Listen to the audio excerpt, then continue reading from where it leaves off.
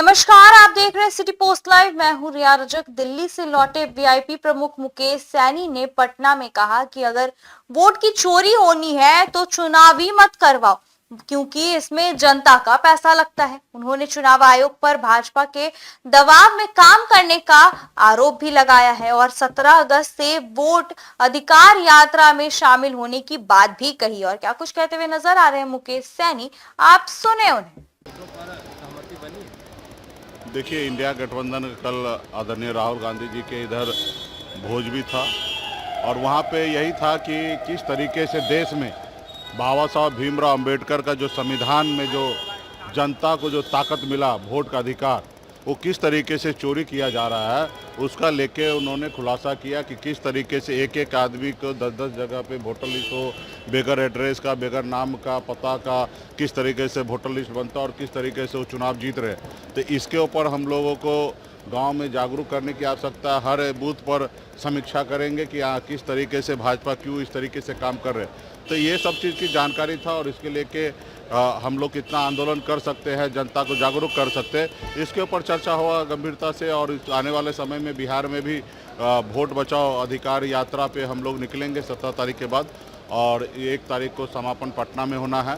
तो यही है कि देखिए, देश में जो भारतीय जनता पार्टी, जो चुनाव आयोग, जो अपने आप में संवैधानिक संस्था है, जिनके कंधे पर है कि देश के जनता के बीच में जो जनता मालिक है, उसके बीच में सरकार अच्छा काम कर रहे हैं या नहीं कर रहे हैं, ऐसे सरकार का फैसला लेने का 5 साल का समय होता है। और 5 साल में उनको सरकार अच्छा काम किए तो उनको रखो, नहीं तो उसको हटाओ। और ऐसे जगह पे अगर चोरी करके अगर वोट कराना, तो इससे अच्छा देश में चुनाव ही नहीं कराना चाहिए, क्योंकि चुनाव में बहुत पैसा खर्च होता है और ये पैसा जो है किसी नेता का नहीं होता है, जनता का पैसा होता है।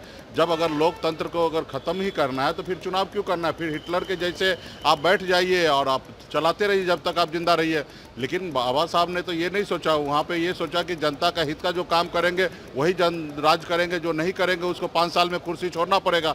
अगर इस तरीके से है तो कहीं ना कहीं जनता का जो अधिकार है उसका हनन किया जा रहा है। मंत्री अमित शाह आज बिहार आ रहे हैं, 22 तारीख को पीएम भी आ रहे हैं। देखिए, चुनाव का समय है, बिहार जो है वो मोक्ष का धरती है, लोग ऐसे आते जाते रहेंगे।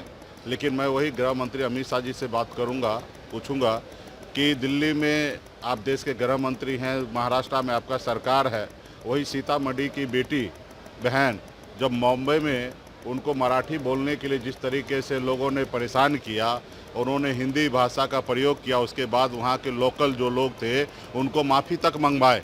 वहाँ पे कहाँ थे? क्योंकि महाराष्ट्र में तो आप ही के सरकार है, आपने क्या कार्रवाई किया? उनको क्या जेल में आपने भेजा? नहीं भेजा। आप सिर्फ बिहार में वोट बैंक के लिए आ रहे हैं। कैसे भी बिहार के लोग आपको वोट दे, लेकिन आप बिहार के जनता को आप दुख दर्द नहीं दूर कर सकते हैं। ऐसे जगह पे आप आए हैं तो कृपया उसके बारे में भी आप बता के जाइए। मुकेश सहनी को लेकर चर्चाएं